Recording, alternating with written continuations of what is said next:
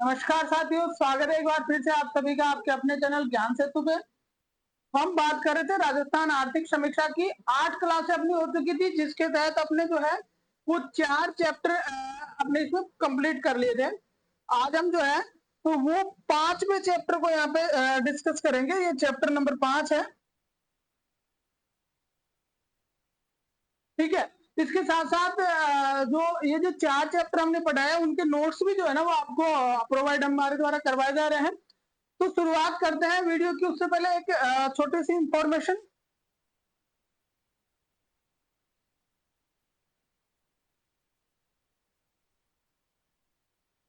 हाँ भाई, देखो शुरुआत करते हैं। उससे पहले इंफॉर्मेशन दे देते हैं कि 4th क्लास की जो टेस्ट सीरीज है वो 6 टॉपिक वाइज और 4 कंप्लीट, टोटल 10 टेस्ट हैं। और ये 99 की टेस्ट सीरीज थी। 99 की जो अभी ऑफर चल रहा है, और मात्र 19 रुपीज में, 19 रुपए में 10 टेस्ट जो है वो कंप्लीट आपको प्रोवाइड करवाए जा रहे हैं। हमारे चैनल ज्ञान सेतु पे प्ले स्टोर से आप डाउनलोड कर सकते हो। और इसके साथ साथ राजस्थान आर्थिक समीक्षा के जो 4 चैप्टर आपको पढ़ाए गए हैं, इन चारों चैप्टर के जो नोट्स हैं वो नोट्स आपको इस ऐप के ऊपर जो है वो फ्री मटेरियल कंटेंट के रूप में अवेलेबल करवाए गए हैं। तो आप वहां से जो है तो वो ये डाउनलोड कर सकते हो। और जैसे ही 5वां चैप्टर अपना पूरा होगा उसके बाद में ये भी आपको प्रोवाइड करवा दिए जाएंगे। तो साथ साथ आप जो है वो ये भी ले सकते हो। और उसके बाद में नेक्स्ट में हम जो है वो इकोनॉमिक सर्वे कंप्लीट होने के बाद में फ्री टेस्ट ऑर्गेनाइज करवाएंगे, वो भी आपके लिए अवेलेबल हो जाएंगे। तो रिक्वेस्ट है कि ज्ञान सेतु ऐप डाउनलोड कर लें और चैनल को सब्सक्राइब कर लें, ताकि कोई भी वीडियो आप जो है वो मिस नहीं करें। शुरुआत करते हैं सबसे पहले। भाई आज हम बात कर रहे हैं उद्योग क्षेत्र। किसकी बात कर रहे हैं? इंडस्ट्री की। पहले का सीधा नाम आता था कृषि, उद्योग, खनन, इस तरह से, ठीक है। अब की बार थोड़ा नाम चेंज किया, बाकी विशेष कुछ नहीं है। तो देखो, सबसे पहले हमें याद करना है सकल मूल्य वर्धन। इंग्लिश में बोलते हैं जीवीए, ठीक है। जीवीए हमें याद करना है। तो जीवीए की अगर हम बात करें तो भाई 2011-12 में दो प्रकार की कीमतों में होता है। हमने पहले बात करी थी, काफी पढ़ चुके हैं इस चीज को। एक कीमत होती है स्थिर कीमत, और दूसरी कीमत होती है प्रचलित कीमत, ठीक है।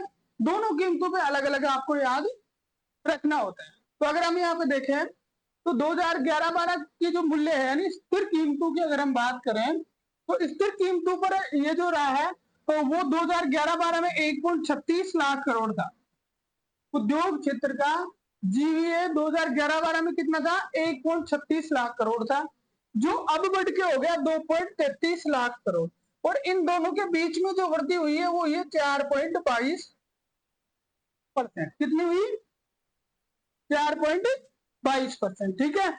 ये जो वृद्धि है ये 2011 से लेकर अब तक वाली, इसको बोलते हैं CAGR। क्या है? CAGR। तो CAGR कितनी रही स्थिर मूल्य में उद्योग क्षेत्र की?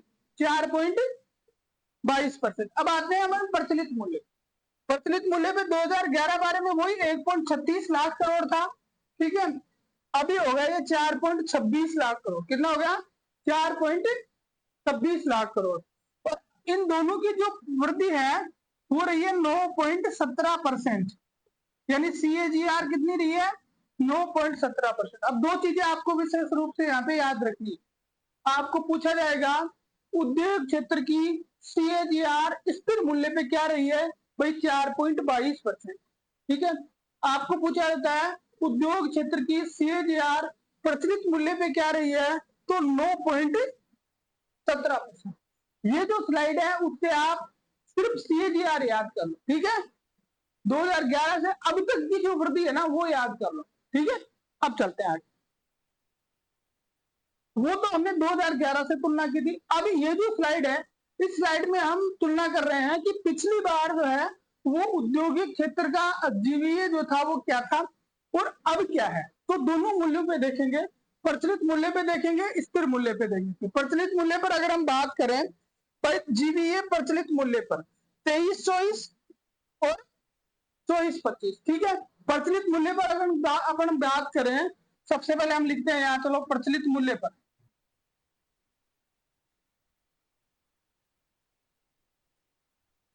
2023 में ये आपका रहा था 395,333, ठीक है, 395,333। और भाई 2024-25 में ये बढ़ के हो गया आपका कितना, 426,472, 426,472। देखो 395,333 था, 426,472 हो गया। इन दोनों के बीच में जो ये वृद्धि है, ये वृद्धि आपकी रही है 7.88%। कितनी रही है, 7.88%। आगे समझ में, पिछले साल जो है वो उद्योग क्षेत्र का प्रचलित मूल्य पे जीवीए कितना था, तो भाई 395,333 था, ठीक है। अब की बार कितना हो गया, तो 426,472 हो गया। अगर वृद्धि देखें पिछली बार की तुलना में, तो पिछली बार की तुलना में आपकी वृद्धि रही है 7.88%। कितनी रही, 7.88%। आपको ये याद नहीं रहता है, कोई बात नहीं है, चला लेंगे। लेकिन ये 426,472 और वृद्धि 7.88% तो याद रखनी ही है। ये बात किसकी हो गई, प्रचलित मूल्य की। अब बात करेंगे स्थिर मूल्य की।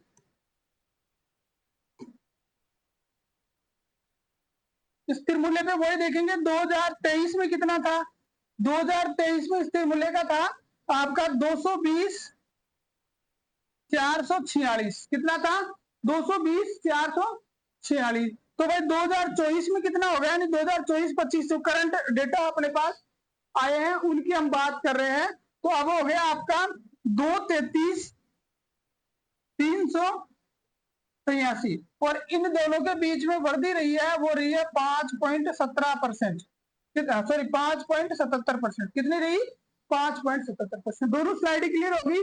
पिछली बार अपना था तो 220,446 जीवीए किसका, उद्योग क्षेत्र का। अब की बार अपना हो गया कितना, हो गया 233,383, ठीक है। करोड़ों में है ये, देखो लिखा है ना करोड़ में, 233,383, 5.77%। कितना रहा, 5.77%। अब यहाँ आप एक चीज और देख लो कि ये जो आपको ये इमारतें दिख रही है, इसमें आपको एक ट्रेंड का भी पता होना चाहिए कि प्रचलित मूल्य पर अगर हम देखें, ये जो बड़ी वाली इमारत है ये प्रचलित मूल्य की, ग्रीन वाली, ठीक है। तो प्रचलित मूल्य पर अगर हम देखें, तो प्रचलित मूल्य पे देखो ये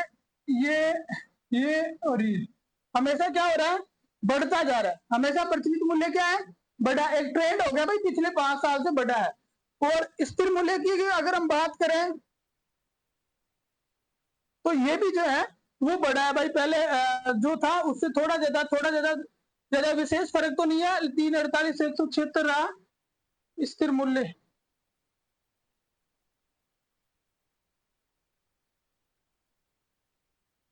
एक 77, 194, 204, 220, हाँ लगातार बढ़ा है, कंटिन्यू बढ़ा है।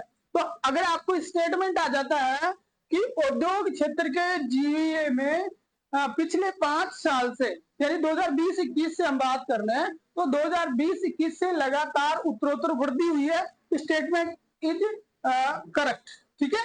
ये आपको विशेष तौर से ध्यान रखना है, ठीक है।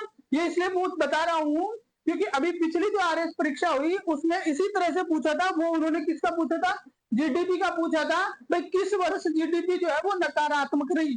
तो आपके उद्योग क्षेत्र का जीवीए कभी नकारात्मक पिछले 5 साल में नहीं रहा, हमेशा इसमें वृद्धि हुई, चाहे वो स्थिर मूल्य पे हो चाहे वो प्रचलित मूल्य पे।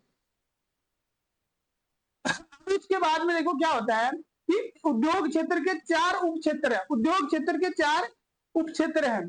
तो स्थिर मूल्य पे, प्रचलित मूल्य पे तो क्या होता है, प्रचलित मूल्य पे तो ये जो उप क्षेत्र है इनका क्या हो गया, प्रतिशत निकाला जाता है भाई, उद्योग क्षेत्र में कितना प्रतिशत है। और स्थिर मूल्य में क्या निकाला जाता है, उनकी वृद्धि निकाली जाती है। तो देखो सबसे पहले आप देखिए यहाँ पे,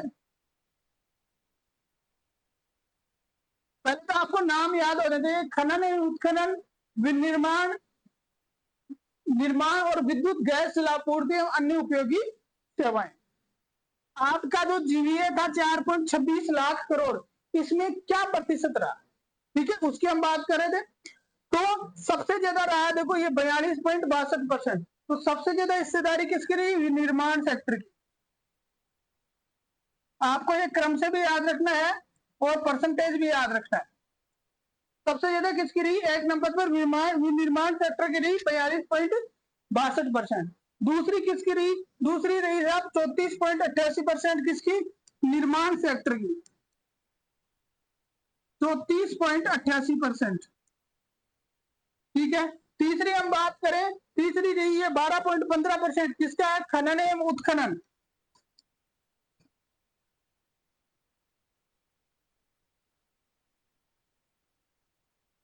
%12.15%। और चौथा नंबर जो है वो किसका आएगा?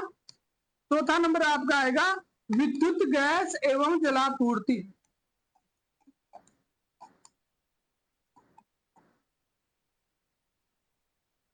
विद्युत गैस एवं जलापूर्ति की कितनी रही? 10.35%। देखो आपको दो चीजें याद होनी चाहिए। पहली चीज आपको ये याद होनी चाहिए कि भाई उद्योग क्षेत्र है उसके उप क्षेत्र कौन कौन से हैं। तो उद्योग क्षेत्र के उप क्षेत्र जो है वो 4 हैं। अब उनको आपको एक चीज आपको पूछा जाएगा, भाई सीक्वेंस बता दो। तो सीक्वेंस आपको याद रखनी है उनकी जीवीए में योगदान के अनुसार। जीवीए में उनके योगदान के अनुसार आपको सीक्वेंस याद रखनी है। तो जीवीए में योगदान कैसे है? भाई सबसे ज्यादा रहा किसका? विनिर्माण सेक्टर का, मैन्युफैक्चरिंग का। ठीक है। तो कितना रहा? 42.62%। फिर रहा निर्माण सेक्टर का, निर्माण सेक्टर का कितना रहा? 34.88%। ठीक है। फिर उसके बाद में रहा खनन एवं उत्खनन का, उसका कितना रहा? उसका रहा 12.15%। फिर उसके बाद में रहा आपका विद्युत गैस एवं जलापूर्ति, इसका रहा 10.35%। तो इस तरह से आपको सीक्वेंस भी याद होना चाहिए, क्योंकि आपको अरेंजमेंट करवाया जा सकता है वहां परीक्षा में। सीक्वेंस भी याद होना चाहिए और आपको यह भी पता होना चाहिए कि जीवीए के अंदर जो है तो वो किसका कितना योगदान है। टोटल जीवीए तो आपने देख लिया 4.26 लाख करोड़। ठीक है। लेकिन किसका कितना योगदान है ये चीज भी मोस्ट है। ये तो होती है प्रचलित मूल्य पे। कौन से मूल्य पे? प्रचलित मूल्य। फिर हम चलते हैं स्थिर मूल्य पे। अब जब स्थिर मूल्य की बात करेंगे ये, तो स्थिर मूल्य पर यही जो 4 उप क्षेत्र की हमने बात करी, इन चारों उप क्षेत्र में क्या होगा? उनकी वृद्धि पूछी जाएगी। तो सबसे ज्यादा वृद्धि किसकी है? तो सबसे ज्यादा वृद्धि वही आपको अरेंजमेंट रखना है, निर्माण 8.60%। सबसे ज्यादा वृद्धि किसकी है? देखिए निर्माण क्षेत्र की 8.60%। फिर 2 नंबर पे आए तो अगली किसकी है? विद्युत गैस एवं जलापूर्ति 5.51%। ठीक है। 3 नंबर पे अगर हम आते हैं तो विनिर्माण की है, विनिर्माण की कितनी है? 4.68%। और फिर उसके बाद में चौथे नंबर पे है खनन एवं उत्खनन, इसकी कितनी है? 3.59%। अब आपको जो है वो ये जो चारों सेक्टर है उनकी वृद्धि भी याद रहनी चाहिए। अगर कंप्लीट वृद्धि पूछी जाती है तो अपने पहले अभी पढ़ी है 5.77%। ये जो चारों सेक्टर की कंप्लीट वृद्धि की हमने बात करी अभी कितनी? 5.77% की बात कर ली है। ठीक है। तो ये हो गया आपका एक बेसिक सा जो डेटा जिसको हम कह सकते हैं, जो उससे रिलेटेड था। किससे? अपने उद्योग सेक्टर से। एक बार हम इसको शॉर्ट में रिवाइज करेंगे और पूरे डेटा जो हमने पढ़े उनकी सबकी हम बात करेंगे। देखो कैसे रिवाइज करना है, बिल्कुल आपको याद हो जाएगा। सबसे पहले जीवीए की बात कर रहे हैं भाई। जीवीए की बात करेंगे 2011 में 1.36 लाख करोड़ था। किसी की बात करी थी हमने स्टार्ट में 2011 में कितना था? 1.36 लाख करोड़ था। अब इसकी दो कीमतें हुई, एक कीमत तो कौन सी हुई? स्थिर, और एक कीमत कौन सी हुई? प्रचलित। तो एक तो हो गई प्रचलित और एक हो गई स्थिर। ठीक है। अभी प्रचलित स्थिर कीमतों की बात कर लेते हैं। स्थिर कीमतों पर हमने स्टार्ट में बात करी भाई 1.36 लाख करोड़ था। 1.36 लाख करोड़ था, जो अभी 2024 में कितना हो गया? 3.22 लाख करोड़। कितना होगा? 3.22 लाख करोड़। और ये 2024 में कितना हो गया? प्रचलित मूल्य पर जो 1.36 लाख करोड़ था, ये बढ़कर कितना हो गया? ये आपका हो गया जी 4.26 लाख करोड़। एक चीज तो आपको ये होगी। अब इन दोनों की सीएजीआर भी आपको पता होनी चाहिए। तो स्थिर मूल्य पर सीएजीआर की हमने बात करी 4.22%। ठीक है, और प्रचलित मूल्य पर CAGR की हमने बात करी, वो आपकी 9.17%। बस ये इतना ही तो याद रखना था, पहली स्लाइड यही चीज याद रखनी। पहले डेटा हो गए, अब ये तो हो गया 2011 से तुलना करके CAGR निकाल। अब 23-24 वाला डेटा और देख लो। ठीक है, GVA की हम बात कर रहे हैं, GVA की बात करें, पहले बात करेंगे हम प्रचलित मूल्य, पहले बात करेंगे हम किसमें, प्रचलित मूल्य पे। भाई प्रचलित मूल्य पर बात कर रहे हैं तो 2023 में कितना था और 2024 में कितना था, ये चीजें आपको याद होनी चाहिए। 23 में कितना था और 2024 में कितना था। तो 23 में था 395,333। ठीक है, और अब हो गया आपका मेन तो ये है 426,472 करोड़। और वृद्धि की भी हम यहाँ पे बात कर लेते हैं, भाई प्रोग्रेस कितनी रही, प्रचलित मूल्य पे प्रोग्रेस कितनी रही, हमने पढ़ा 7.88%। कितनी रही, 7.88%। याद रह जाएगा अच्छी तरह से। ठीक है, किस चीज की बात होगी, प्रचलित मूल्य की बात होगी। अब उसके बाद में आगे बढ़ेंगे स्थिर मूल्य पे, GVA किस पे,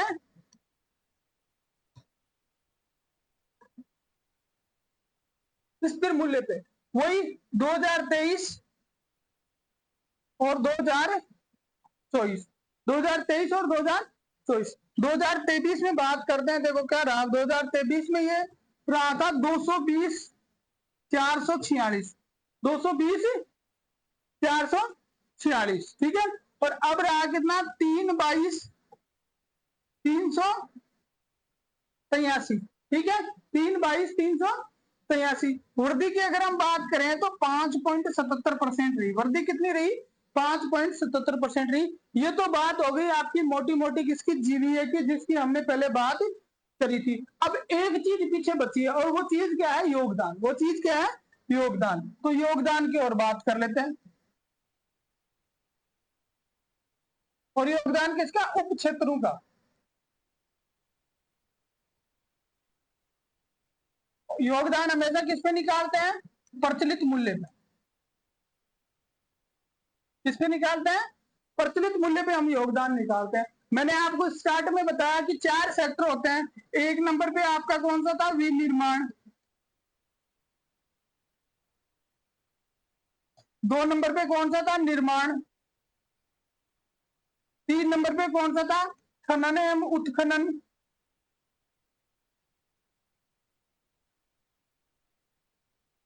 और 4 नंबर पे आपका कौन सा था, 4 नंबर पे था विद्युत, गैस एवं जलापूर्ति।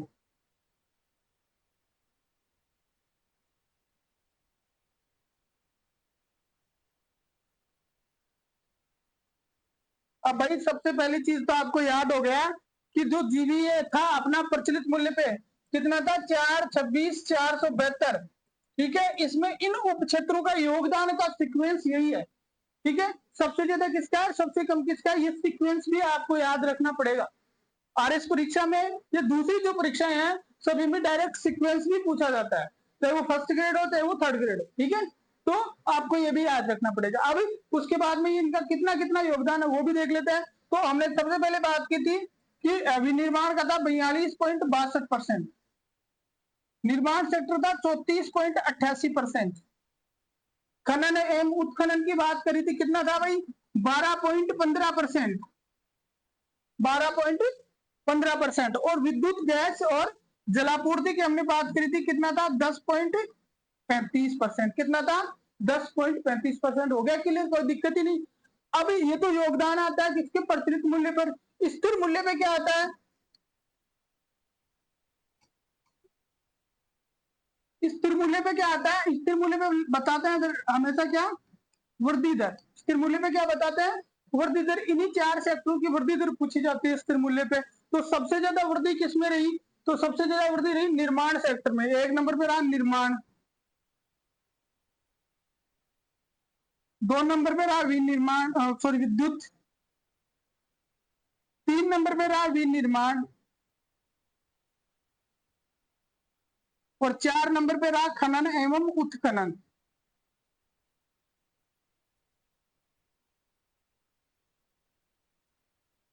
अब देख लो चेंज हो गया, इसमें अलग सीक्वेंस है और इसमें अलग सीक्वेंस है। तो आपको इस तरह से ये सीक्वेंस जो है वो याद रखना पड़ेगा। और टोटल वृद्धि दर की हमने बात करी तो यहाँ तो कितनी रही 5.77%, कितनी रही 5.77%, और इसमें वृद्धि दर कितनी रही 7.88%। इसका आप सीक्वेंस भी याद रख लोगे तो भी चल जाएगा, ठीक है।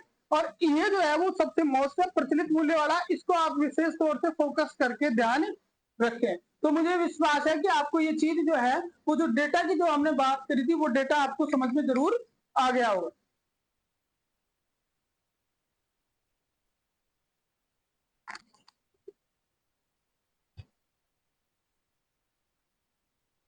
अब चलते हैं आगे। अगला टॉपिक आता है अपना औद्योगिक उत्पादन सूचकांक। देखो औद्योगिक उत्पादन सूचकांक क्या होता है, एक निश्चित अवधि के दौरान उद्योग के द्वारा जो उत्पादन होता है ना, उस उत्पादन में हुए अल्पकालीन परिवर्तन, उत्पादन की मात्रा में हुए अल्पकालीन परिवर्तनों को मापता है। अब आपको ये चीज तो इसमें दो चीज पूछे जाएंगी, एक इसका आधार वर्ष पूछा जाता है और एक किन तीन आधारों पर निकाला जाता है। तो आधार वर्ष की अगर हम इसकी बात करें तो पहली चीज आपको ध्यान रखनी है कि ये मासिक आधार पर निकाला जाता है। इसका जो आधार वर्ष है वो है 2011 पर, क्या है 2011 पर है। तीन वृत्त समूह में निकाला जाता है, कौन कौन से हैं, विनिर्माण, खनन और विद्युत। विनिर्माण, खनन और विद्युत, यानी उसका जो एक चौथा सेक्टर कौन सा छूट गया, निर्माण, उसमें नहीं निकाला जाता। अब आपको अलग अलग तीनों के जो है याद रखने पड़ेंगे और फिर कंप्लीट का याद रखना पड़ेगा। तो आपको ये सारे याद रखने की जरूरत नहीं है, लास्ट वाला याद रख लो कि विनिर्माण क्षेत्र का औद्योगिक उत्पादन सूचकांक क्या रहा, तो 180.47। फिर उसके बाद में खनन का कितना रहा, तो 97.60। उसके बाद में विद्युत का कितना रहा, तो 176.69। और टोटल कितना रहा कुल संयुक्त सूचकांक, तो 157.31। ये सबसे ज्यादा मोस्ट है। आपको मध्य से नहीं पूछ के कंप्लीट ज्यादा पूछे जाने की संभावना रहती है, ठीक है। तो ये हो गया आपका औद्योगिक उत्पादन सूचकांक। अगले चलते हैं। अब देखो रिप्स सबसे मोस्ट जो है औद्योगिक के क्षेत्र में, इंडस्ट्री के क्षेत्र में अगर सबसे मेन चीज कोई आई है तो वो क्या है, रिप्स है, ठीक है। तो रिप्स में क्या क्या प्रोविजंस जो है वो सरकार के द्वारा किए गए, एक मिनट देखते हैं।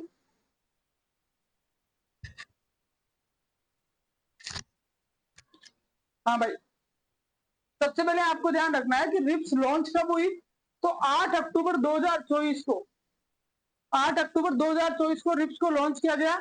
इसका जो उद्देश्य था वो था कि सतत आर्थिक विकास और रोजगार को बढ़ावा देना, इंडस्ट्री को बढ़ावा देकर जो अपना जो सस्टेनेबल डेवलपमेंट गोल्स के तहत जो सतत आर्थिक विकास है उसको बढ़ाना और रोजगार में वृद्धि करना। एक डेटा इन्होंने यहाँ पे दिया है कि 24-25 के दौरान 2024 दिसंबर 24 तक 36,344.45 करोड़ के निवेश प्रस्तावों वाली 410 इकाइयों को प्रमाण पत्र जारी किया।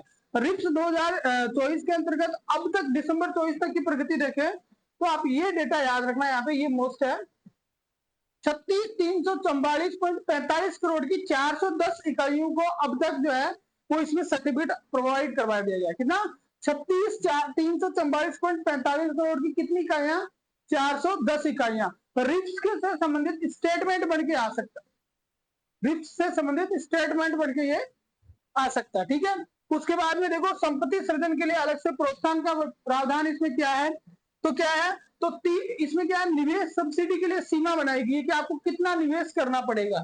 तो तीनों अलग अलग सेक्टर इसमें दिए गए हैं, विनिर्माण, सेवा और पर्यटन। देखो अगर कोई विनिर्माण सेक्टर का है तो उसे 50 लाख रुपए जो है वो निवेश करने पर ही इस 50 करोड़ रुपए के निवेश में इसका लाभ मिलेगा।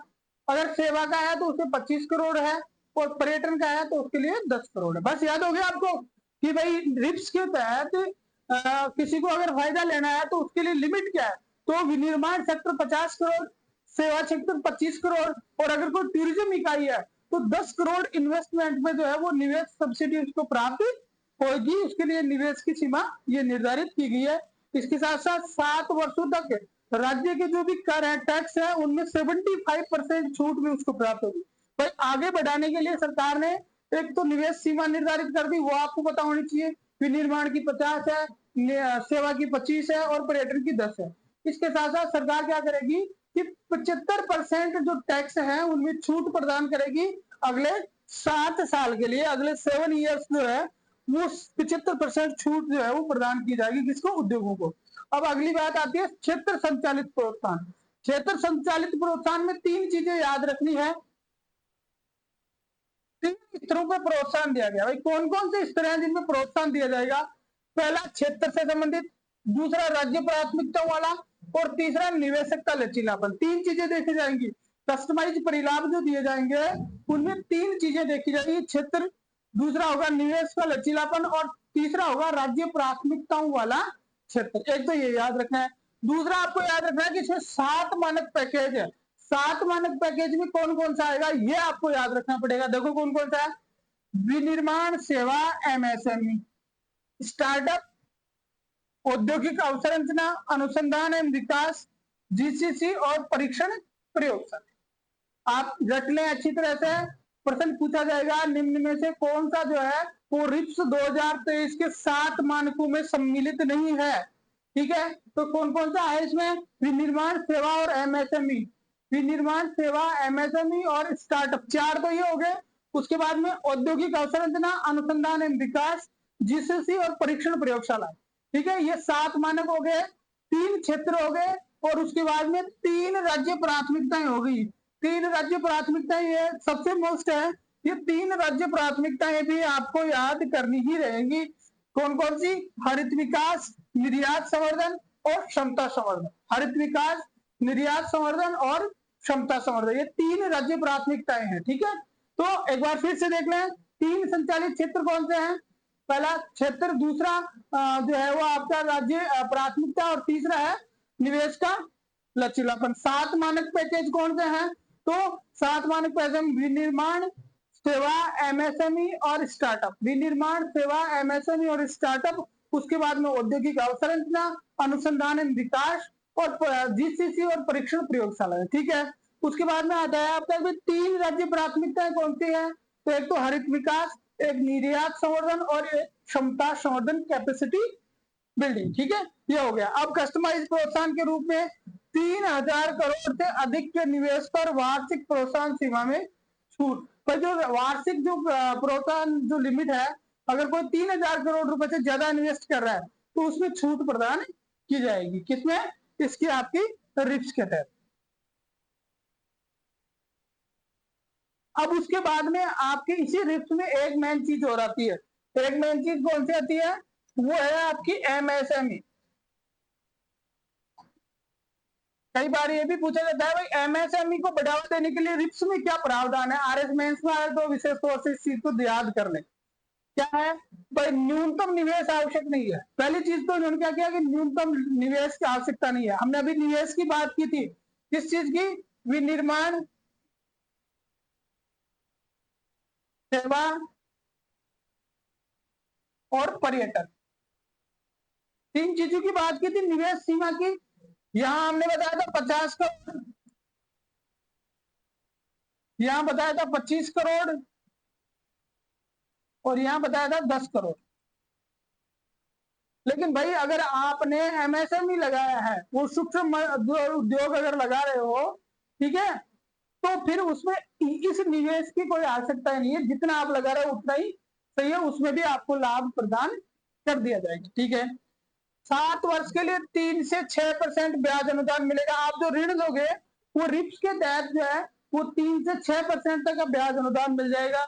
10 वर्ष के लिए 75% जीएसटी की प्रतिपूर्ति होगी। जीएसटी कौन सा? जो स्टेट वाला है, एसजीएसटी की प्रतिपूर्ति हो जाएगी। और रोजगार सृजन और पूंजी जुटाने के लिए विशेष सब्सिडी का प्रावधान किसमें किया गया। तो 4 चीजें आपको याद रखनी है। पहली, निवेश लिमिट नहीं है।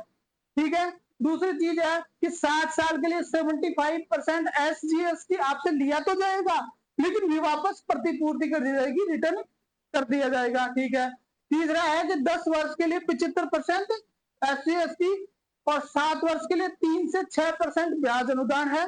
इसके साथ साथ रोजगार सृजन और पूंजी जुटाने के लिए जो है वो अलग से विशेष निवेश, विशेष सब्सिडी जो है वो एमएसएमई को प्रदान की जाएगी। ठीक है, अब स्टार्टअप है तो स्टार्टअप को भी इसमें प्रावधान किया गया है कि इंक्यूबेशन और महिला जो स्टार्टअप है, जो व्यवसाय इंक्यूबेटर्स हैं और जो महिलाएं हैं जो स्टार्टअप है, उनको लिए 2 वर्षों तक 100% SGST प्रतिपूर्ति। भाई स्टार्टअप नहीं था, आप ये लिख लो 2 years और 100% SGST।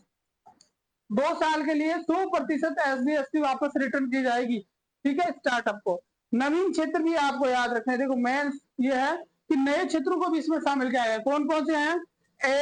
Arrow and space, Raksha, drone, semiconductor, कृषि तकनीकी, अपशिष्ट पुनर्चक्रण और उच्च शिक्षा और कौशल। ठीक है, ये नए जो है वो क्या है आपके क्षेत्र है, नवीन क्षेत्र हैं जो इसमें शामिल किए गए हैं। अब देखिए ये जो आपकी जो रिप्स है ना, वो थोड़ी सी बोरिंग भी लगती है और थोड़ा यूं लगता है कि यार ये कोई याद रखने वाली चीजें नहीं है, लेकिन वास्तव में अगर आप जैसे जो मेंस दे रहे हैं उनके लिए तो बहुत अच्छी चीज है। आप मान के चलिए कि 100% क्वेश्चन आएगा रिप्स में से। आपके जो फर्स्ट पेपर का जो सेकंड पोर्शन है इकोनॉमिक वाला, उसके अंदर 100% 10 नंबर का क्वेश्चन आ सकता है, नहीं तो 5 का तो आना ही आना है। ठीक है, या फिर अगर आपको एमएसएमई से संबंधित पूछा जाता है तो वहां भी आप ये चीजें डाल दो तो बहुत अच्छा इफेक्ट जाता है, अच्छे मार्क्स आपको वहां पे मिलते हैं। ठीक है, तो वो तो होना ही है। उसके साथ साथ अपने को जो है ना स्टेटमेंट पूछे जा सकते हैं, इसलिए एक बार जो है 1-2 बार आप प्रयास करोगे तो ये सारी चीजें आपको याद हो जाएंगी।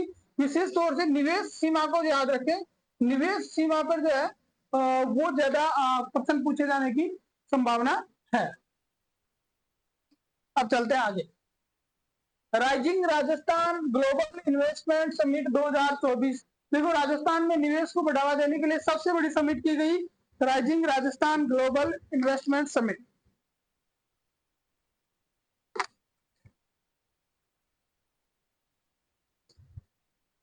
सबसे पहले इसका आयोजन कहाँ हुआ? जयपुर में हुआ। इसकी टैगलाइन आप याद रखें,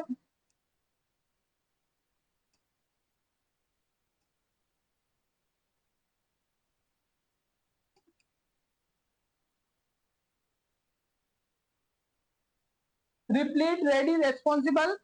ठीक है, ये इसकी टैगलाइन थी। आयोजन हुआ जेईसीसी सीतापुरा जयपुर में। कई बार क्या जगह भी पूछ ली जाती है। तो जेईसीसी सीतापुरा जयपुर में ये जो आयोजन हुआ आपका 9 से 11 दिसंबर के बीच में हुआ। सबसे मेन चीज इसमें 32 देशों ने भाग लिया। याद रखने वाली चीज है, मैंने टेस्ट में भी दिया था, जिसमें से 17 देश जो है वो भागीदार थे, पार्टनर कंट्री, भागीदार देश थे। ठीक है, 8 अंतरराष्ट्रीय, 2 राष्ट्रीय और 8 विभागीय प्री समिट और जिला निवेशक सम्मेलनों का आयोजन किया गया। 8 अंतरराष्ट्रीय, 2 राष्ट्रीय और 8 विभागीय प्री समिट और प्रत्येक जिले में जिला निवेशक सम्मेलन का आयोजन किया गया। जो अंतरराष्ट्रीय समिट हुई उसमें आपको याद रखना है कि प्रथम जो समिट हुई थी, मैं बात कर रहा हूं अंतरराष्ट्रीय की, हुई थी आपके दक्षिण कोरिया में, और द्वितीय जो हुई थी आपके कहां पे? जापान में। इसकी पहली समिट दक्षिण कोरिया में हुई, दूसरी समिट कहां हुई? जापान में हुई। 32 देशों ने भाग लिया, 17 देश इसके पार्टनर स्टेट थे, सॉरी पार्टनर कंट्री थे। 13 विषयगत सत्र जो आयोजन किए गए। और अगर राज्य से बाहर की अगर हम बात करें, राष्ट्रीय समिट की जो बात की जा रही है, तो वो कहां पे हुई थी? पहली राष्ट्रीय समिट कहां पे हुई थी? मुंबई में। पहली राष्ट्रीय समिट कहां पे हुई थी? मुंबई में हुई थी। ठीक है, इसमें प्रमुख आकर्षण की हम बात करें तो प्रवासी राजस्थान कॉन्क्लेव और एमएसएमई कॉन्क्लेव इसके मेन जो है वो आकर्षक चीजें थी। इसके साथ साथ 35 लाख करोड़ के जो है वो टोटल एमओयू है। अगर संख्या पूछी जाती है तो 10,462 एमओयू जो है वो टोटल हुए। टोटल एमओयू कितने हुए? 10,462। एक बार फिर से आप शॉर्ट में देख लो, 9 से 11 दिसंबर जेईसीसी सीतापुरा जयपुर में, रिप्लेट रेस्पॉन्सिबल एंड रेडी। ठीक है, उसके बाद में 32 देशों ने भाग लिया, 17 इसके जो है वो पार्टनर कंट्रीज है। 8 समिट हुई, 8 जो है वो अंतरराष्ट्रीय, 2 राष्ट्रीय और 8 विभागीय प्री समिट हुई। इसके साथ साथ जिला स्तर पर जिला निवेशक सम्मेलनों का आयोजन किया गया। 13 जो है वो इसमें विषयगत सत्र हुए। और 2 चीजें मेन रही, प्रवासी भारतीय कॉन्क्लेव और एमएसएमई कॉन्क्लेव। टोटल अगर एमओयू की हम बात करें तो 10,462 एमओयू हुए, और उनकी जो अमाउंट की बात करें तो 35 लाख करोड़ की। कितने थे? 35 लाख करोड़ के। देखिए आपको मैं बताता हूं, ये देखो कौन कौन से एमओयू टोटल हुए हैं। तो ये टोटल 35 लाख करोड़ के एमओयू यहाँ पे हुए हैं। टोटल 10,640, 10,640, 462 नहीं, 640, सॉरी गलती हो गई, 10,640 एमओयू हुए, और 35 लाख के जो है लाख करोड़ के एमओयू। अब यहाँ से आपको एक क्वेश्चन और याद रखना है। क्या याद रखना है? कि आपको कोई ये पूछ ले कि सबसे ज्यादा एमओयू किसमें हुए, तो सबसे ज्यादा एमओयू यहाँ पे हुए। ये किसकी बात हो रही है? संख्या की। अगर अमाउंट की बात हो जाए तो यहाँ पे हुई। तो सबसे संख्या के हिसाब से सबसे ज्यादा एमओयू किस सेक्टर में हुए? उद्योग में। संख्या के हिसाब से 3675 एमओयू हुए, जो किसमें हुए? सबसे ज्यादा उद्योग क्षेत्र में हुए। ठीक है। और अगर अमाउंट के हिसाब से पूछा जाए तो सबसे ज्यादा कितने हुए? ऊर्जा सेक्टर में हुए। बस याद रख लोगे। तो टोटल एमओयू 10,640। ठीक है। सबसे ज्यादा किसमें हुए? संख्या की बात कर रहे हैं। 10 सबसे ज्यादा किसमें हुए? तो सबसे ज्यादा आपके उद्योग में हुए। कितने? 3675। उसके बाद में हम बात करते हैं अमाउंट की। तो टोटल अमाउंट कितना हुआ? तो 35 लाख करोड़ के एमओयू हुए। 35 लाख करोड़ के जो एमओयू हुए वो उसमें सबसे ज्यादा अमाउंट किसका था? तो ऊर्जा सेक्टर का था। कितना था? तो 26 लाख के आसपास ऊर्जा सेक्टर का था। ठीक है। 26 लाख करोड़ की बात कर रहा हूं, 26 लाख करोड़ के आसपास ऊर्जा सेक्टर था। 531 संख्या 531 जरूर थी, लेकिन अमाउंट में सबसे आगे कौन थी? ऊर्जा सेक्टर अमाउंट में सबसे आगे था। ठीक है। नेक्स्ट में चले। हाँ भाई देखो, आधार थोड़ा सा छोटा रह गया। आधारभूत संरचना के विकास की हमने बात करी। 36 जिला उद्योग केंद्र बने हैं। इतना मोस्ट तो नहीं है, लेकिन कई बार पूछ लिया जाता है। 8 जो है वो उपकेंद्र है। 36 जिला उद्योग केंद्र है, 8 जो है वो जिला उद्योग उपकेंद्र है। संख्या पूछ ली जाती है। इसके साथ साथ एक जो चीज है वो मैंने यहाँ पे है, छोटा रह गई आपकी स्लाइड, कि रिको जो है इसने कुछ औद्योगिक क्षेत्र विकसित किए हैं।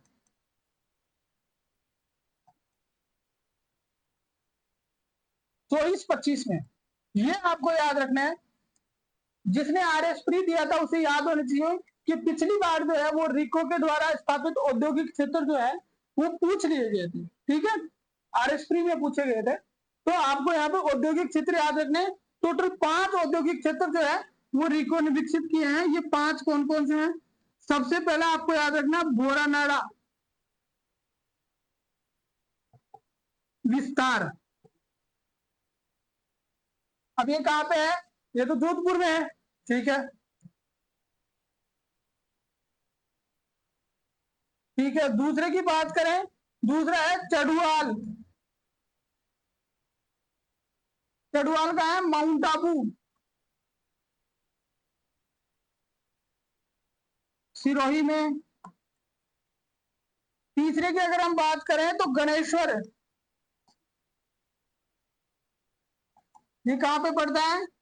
पहले नीम का दाना में था, अब किसमें है?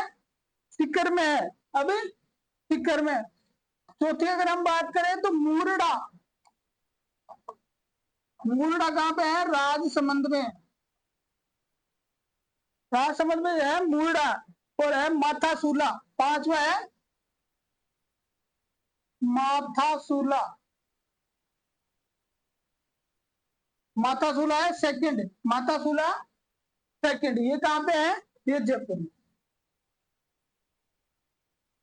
तो आपको इस स्लाइड से दो चीजें याद रखनी है कि जिला उद्योग केंद्रों की संख्या कितनी है भाई? 36 है।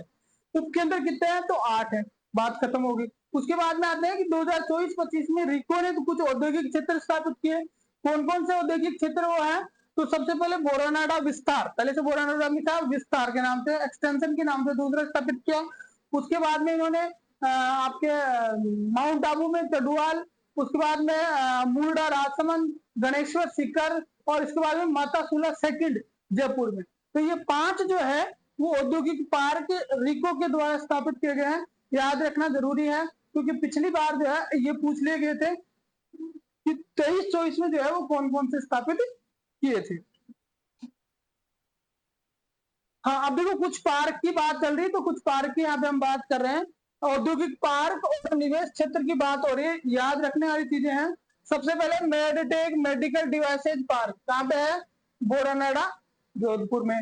उसके बाद में इंटीग्रेटेड रिसोर्स रिकवरी पार्क जो धोलाई इंडस्ट्री एरिया है, धोलाई औद्योगिक क्षेत्र है, कहाँ? जम्मू रामगढ़ जयपुर में, वहां है। उसके बाद में रिको के द्वारा 4 फूड पार्क स्थापित किए गए हैं। इनको आप ऐसे याद रख सकते हो कागज के नाम से, ठीक है। कैसे हो गया आपका कोटा, ऐसे हो गया आपका अलवर, जी से हो गया आपका गंगानगर, और जैसे हो गया आपका जोधपुर। जोधपुर में आपको याद रखना है बोरानाडा, ठीक है। तो कागज के नाम से आप याद रख सकते हो रिको के औद्योगिक क्षेत्र, ठीक है। आगे चलते हैं, देखो agro food processing zone Tivri Jodhpur में 33 सेक्टर में बना हुआ है एग्रो फूड प्रोसेसिंग जोन। उसके बाद में स्पोर्ट्स गुड्स और टॉय जोन कुसखेड़ा औद्योगिक क्षेत्र भिवाड़ी में। जेम्स मोर्स का है सीतापुरा जयपुर में। सोलर पैनल निर्माण पार्क का है कंकाणी जोधपुर में। और हस्तशिल्प एंड फर्नीचर पार्क का है जोधपुर के बोरानाडा एक्सटेंशन, ठीक है। ये हो गए, एक बार इनको शॉर्ट में याद कर लेते हैं। सबसे पहले हमने बात करी पार्क, हम बात कर रहे हैं किसकी? पार्क की। पहले हम बात करेंगे, सबसे पहली पहली हमने चीज किसकी बात करी? तो medtech, medtech medical devices park, ठीक है। मेडटेक मेडिकल डिवाइसेज पार्क कहां पे बनाया अपने? बोरानाडा जोधपुर।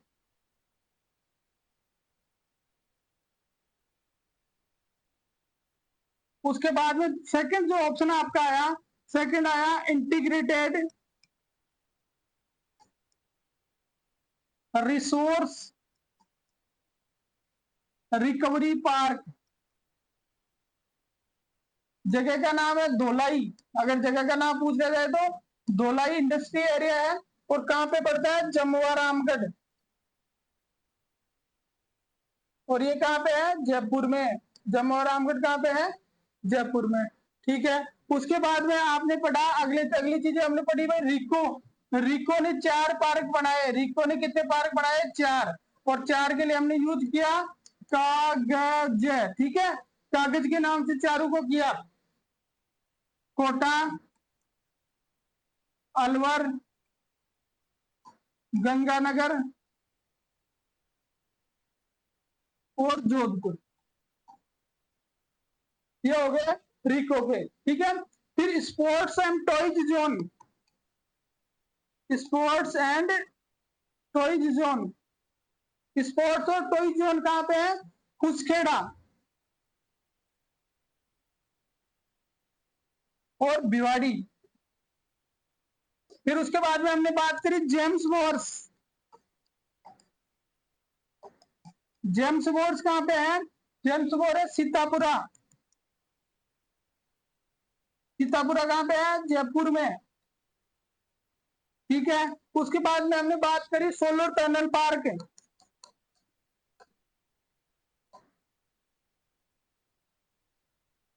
ये कहां पे है?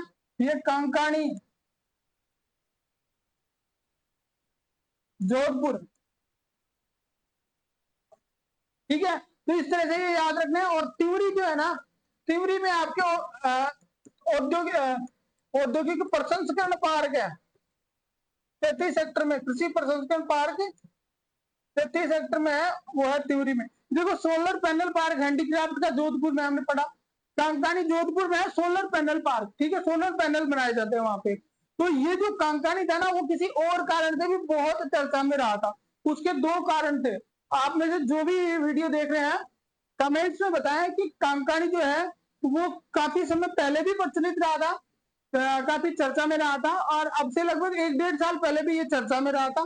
तो एक बार आप बताना, फिर मैं वापस इसको अपन अगले वीडियो में बात करेंगे। जो भी वीडियो देख रहे हैं वो एक बार कमेंट्स करके आप जरूर बताएं कि कांकानी जो है वो क्यों प्रचलित रहा था, ठीक है। नेक्स्ट में चलते हैं। अब उसके साथ साथ रिको ने अग्निशमन केंद्र भी स्थापित किए गए हैं।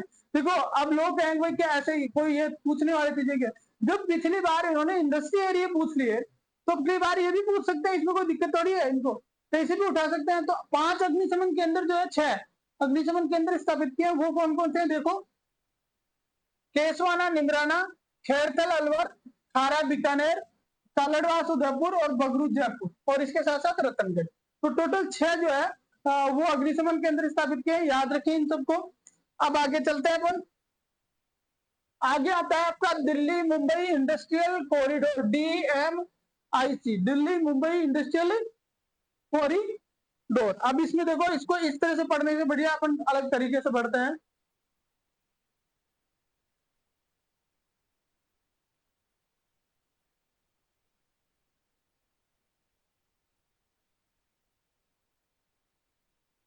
देखो ये भारत है अपना, और हम बात करेंगे पहले WDFC, western dedicated free trade corridor. ठीक है, यूपी के अंदर जो है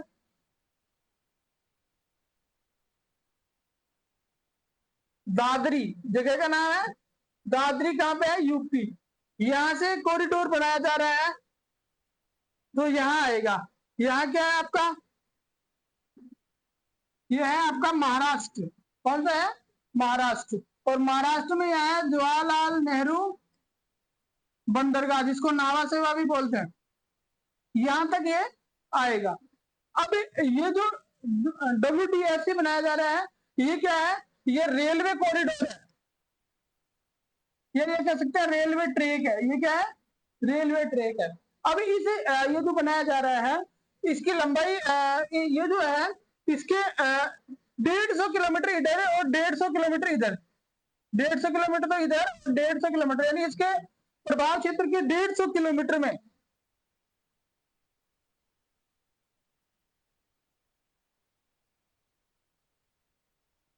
ये जो एरिया है पूरा का पूरा, इसके अंदर जो है वो इंडस्ट्री स्थापित की जाएंगी और पूरा इंडस्ट्रियल हब बनाया जाएगा, जिसको बोलते हैं DMIC, Delhi Mumbai industrial corridor. इसको क्या बोलते हैं, दिल्ली मुंबई इंडस्ट्रियल कॉरिडोर। ये जो एरिया है पूरा का पूरा, इसको बोलते हैं DMIC। तो WDFC है ना, वेस्टर्न डेडिकेटेड फ्रेट कॉरिडोर, उसके 150 किलोमीटर इधर और 150 किलोमीटर इधर का जो क्षेत्र है, उसको औद्योगिक दृष्टि से जो है वो विकसित किया जाएगा। और इस विकास के जिस प्रथम चरण के अंदर राजस्थान में 2 चीजें की जाएगी, राजस्थान में 2 चीजें जो है वो विकसित की जा रही है, उन 2 का आपको याद रखना है, राजस्थान वाला। पहले आपको याद रखना है पाली मारवाड़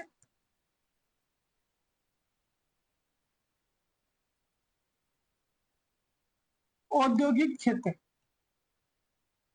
और दूसरा जो है वो आपको याद रखना है कुशखेड़ा भिवाड़ी निमराना निवेश क्षेत्र। बस यही चीज आपको याद रखनी है कि भाई क्या याद किया जाएगा, प्रथम चरण में पाली मारवाड़ औद्योगिक क्षेत्र, और दूसरा कुशखेड़ा भिवाड़ी निमराना निवेश क्षेत्र, KBNIR, तो शॉर्ट में बोलते हैं KBNIR। ठीक है, बस यही सारी चीजें इसके अंदर आपको याद रखनी है। एक बार शॉर्ट में अपन इसको रीड भी कर लेते हैं। भाई दिल्ली जो राजस्थान की भारत की राजधानी है, सॉरी, उसको किससे जोड़ा जाएगा, वित्तीय राजधानी मुंबई से जोड़ने के लिए जो है ये शुरू किया गया है। फ्रेट कॉरिडोर के दोनों और 150 किलोमीटर का क्षेत्र जो है वो विकसित किया जाएगा। पहले चरण में कुशखेड़ा भिवाड़ी निमराना निवेश क्षेत्र KBNIR बनेगा, और जोधपुर पाली मारवाड़ औद्योगिक क्षेत्र बनेगा। ये 2 चीजें मैंने आपको पहले ही बता दी। ठीक है, ठीक है, WDFC की हमने बात कर ली। दादरी से स्टार्ट होगा, जवाहरलाल नेहरू पोर्ट तक जो है ये जाएगा, तो उसमें भी कोई विशेष नहीं है। अगर हम लंबाई देखना चाहें तो 1504 किलोमीटर लंबा है, जिसमें से 38% राजस्थान में निकलता है, ये मोस्ट है।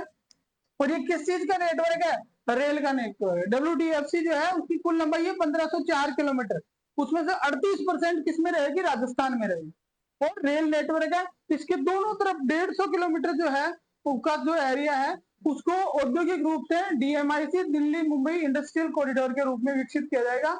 और प्रथम चरण में राजस्थान में 2 बनेंगे, कौन कौन से? पाली मारवाड़ औद्योगिक क्षेत्र और एक KP NIR Khushkhera Bhiwadi Neemrana investment region. ठीक है, तो आज की ये हो गया अपना। नेक्स्ट में चलते हैं। हाँ तो भाई आपकी आज की क्लास पूरी हो गई है। नेक्स्ट क्लास में हम जो फिर मिलेंगे, बाकी का जो इसका पोर्शन रह गया जिसमें निर्यात है, आपका खनन है, इंडस्ट्री से संबंधित जो चीजें बाकी है वो सारी क्लियर करेंगे। आप सभी से ज्यादा रिक्वेस्ट कि सब्सक्राइब करें, डाउनलोड ऐप को डाउनलोड कर लें और टेलीग्राम चैनल पे भी जुड़ रहे हैं। ज्ञान सेतु के नाम से यह लोगो आपको मिलेगा टेलीग्राम पे, और आपके क्या बोलते हैं, टेलीग्राम पे तो मेरी फोटो मिल जाएगी आपको।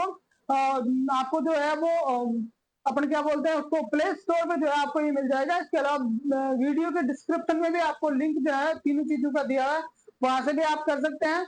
कमेंट्स जो प्रश्न मैंने पूछा था उसका जवाब जरूर दे, अगले वीडियो में हम उस पर बात करेंगे। Thank you very much.